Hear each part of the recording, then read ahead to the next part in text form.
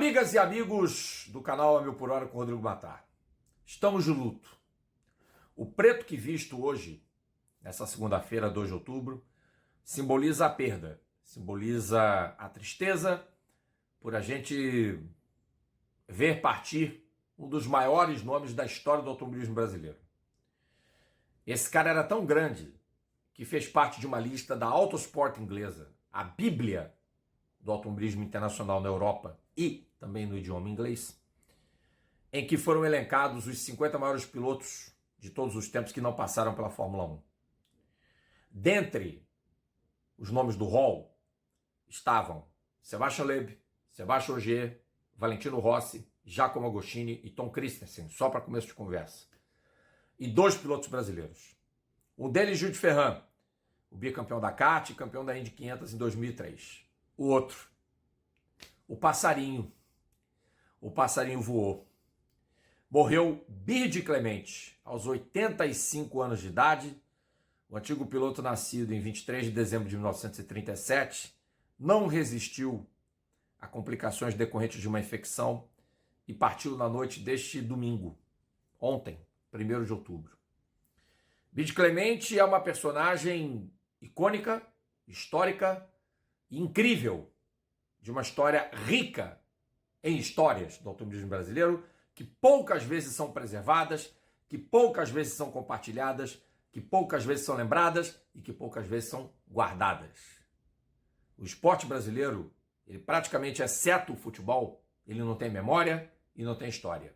Então, quando a gente remete a história e a memória, temos que lembrar sempre de Chico Landi, de Gino Bianco, de Nano Silva Ramos, de Christian Heinz, de Luiz Pereira Bueno, de Wilsinho Fittipaldi, de Rodolfo Olival Costa, de Danilo de Lemos, de Jean Balder, de Tite Catapani, de Greco, Jorge Letri, Crispim, Chiquinho Lamerão, Marivaldo Fernandes, Moco, Emerson e tantos outros, Fritz Jordan, Cacaio, Volante 13, Norman Casari, Gil Ferreira, Milton Amaral, José Asmus, Catarino Andreatta, Breno Fornari, Camilo Cristófaro, Chico Landi, Anísio Campos, e tantos nomes que Pedro Vitor de Lamare, Luiz Evandro Águia, Luiz Fernando Terra Smith, e os nomes vão vindo. Emerson Fittipaldi, óbvio, Edgar Melo Filho, tantos nomes, né? Tanta recordação, tanta saudade. E é o que Bird Clemente vai deixar em cada um de nós. Figura lendária da equipe DKV Mag, onde formou um trio do barulho com Miguel Crispim Ladeira e com Jorge Letri. Miguel nas regulagens, nos acertos, nos ajustes finos. Bird na pilotagem, preciso, derrapando, dando espetáculo, rápido, eficiente. E Jorge Letri nas estripulias de engenharia, porque o cara conseguiu extrair 100 cavalos de potência de um motor 1.0, coisa para poucos, coisa para gênio. E o Bird Clemente pertencia ainda a uma categoria de piloto que o esporte andava como se fosse na Idade da Pedra, todo mundo com uma clava, em busca do seu quinhão. E ao aceitar a oferta que lhe fizeram para trocar a DKV VMAG pela Willys Overland e trabalhar para Luiz Antônio Greco e Christian Heinz, a primeira providência do Bird Clemente foi exigir salário. Então, na passagem do Bird para correr de Bellinetta, para correr de Gordini, para o que quer que fosse na equipe do Greco e do Christian Heinz, que depois morreu em 63, nas 24 horas de Le Mans,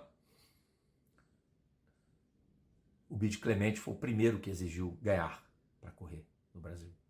Então, a partir do surgimento dessa iniciativa do Bird Clemente, o automobilismo brasileiro tornou-se mais profissional, porque era empírico e amador.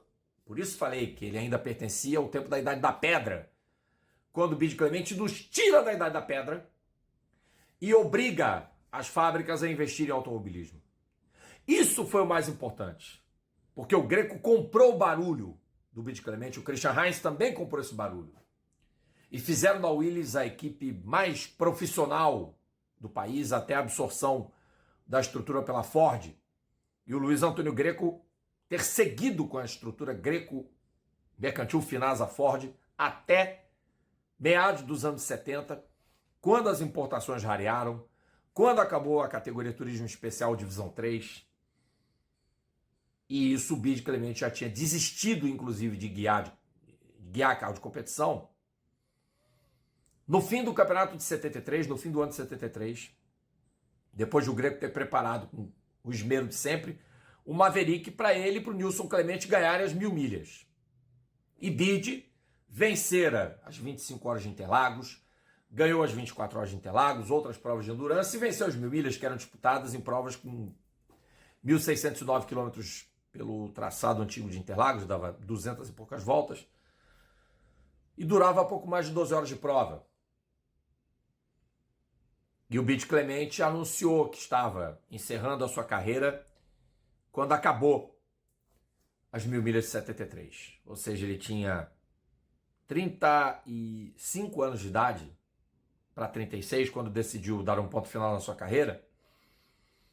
E tinha ainda uma vida útil pela frente, no que quer que fosse, guiando, como chefe de equipe. O que o Bid Clemente quisesse fazer, ele poderia ter feito.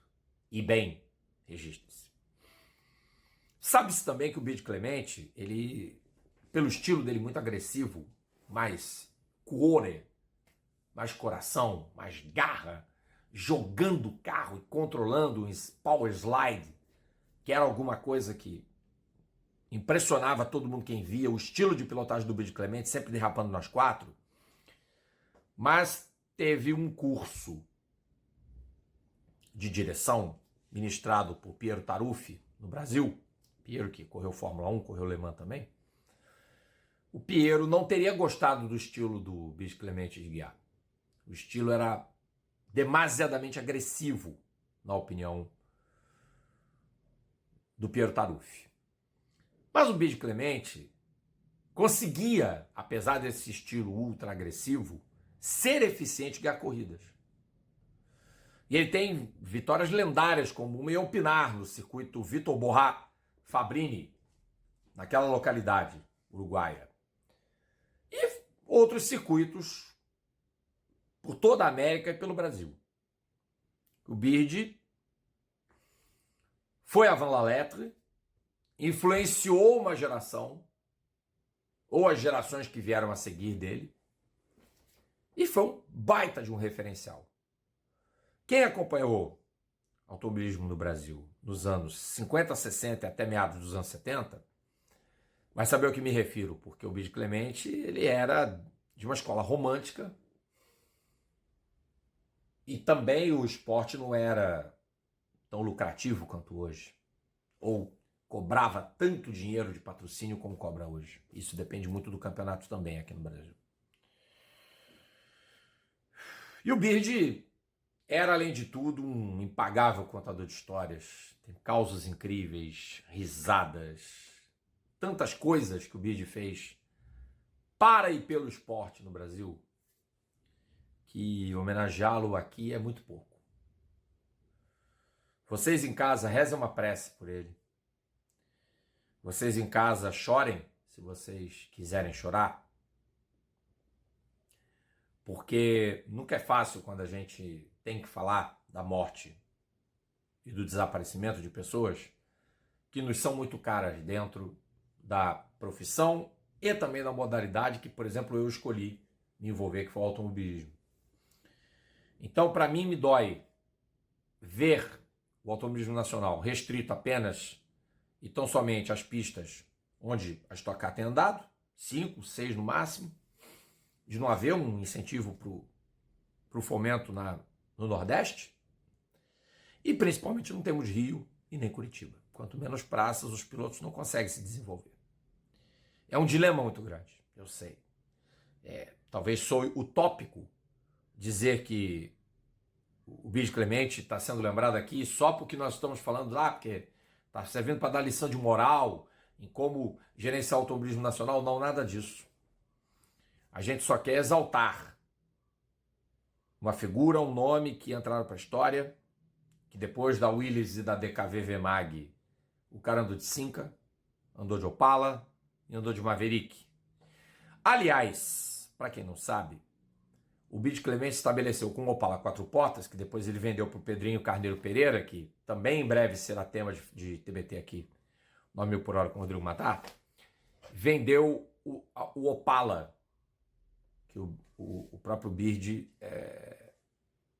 queria correr. Vendeu para o Zé Asmus, em troca de um motor de Galaxy. Uma carreteira, na verdade. Foi um rolo danado. Mas o Bird vendeu o carro dele. Se não foi para o Asmus, foi para o Pedro Carneiro Pereira. E esse carro, em 1970, na Castelo Branco, ele supera o recorde de velocidade absoluta para veículos de fabricação nacional ou construídos aqui, superando a marca do Streamliner Carcará em mais de 20 km por hora. E foi um assombro que nas duas passagens o Bird tenha conseguido 232 por hora. Depois, claro, esse recorde foi superado com o passar do tempo. Mas até isso o Bird deixou a marca dele. Até para quebrar recordes. Até para ser o número 1 em alguma coisa no automobilismo que não tinha campeonatos assim totalmente elaborados, que não tinha um sistema de classificação que se soubesse de fato quem era campeão. E o esporte só foi ter o primeiro campeão nacional em 66. Em 66. E nós já tínhamos corridas aqui, anos 30, um pouquinho antes da Segunda Guerra, voltando nos anos 50, com a Volkswagen, com a Cinca, com as montadoras entrando, dando suporte, e às vezes até montando esquemas oficiais de fábrica. Mas o Bird Clemente, evidentemente que não pode ser esquecido, não será esquecido, e não deixaremos que o nome dele seja esquecido. Porque ele fez muito parte de uma história que, se não é por ela, eu não estaria aqui, vocês em casa também não estariam. Talvez estivéssemos jogando xadrez, damas, futebol, vai saber. Eu sei que nós vamos sentir uma falta danada do Passarinho. Os seus amigos mais íntimos vão sentir falta do Passarinho, mas uma falta enorme. Até eu também sentirei falta. Claro, como racer, como apaixonado, como fã, e por tudo que Bird Clemente representou para esse esporte. Só nos resta lamentar a perda monumental e também agradecer com palmas, porque essa é a homenagem que todo piloto merece ter quando seu ciclo na vida termina. E o ciclo de Bird Clemente terminou nesse comecinho de outubro, nesse começo de primavera. Passarinho, voa alto. Voa alto, continua acompanhando a gente aqui. Não tá fácil, mas daqui do andar de baixo, a gente vai levando e dando o nosso jeito de ser feliz. Bird, muito obrigado por tudo. Que Deus te acompanhe, que Deus te ilumine no seu novo caminho.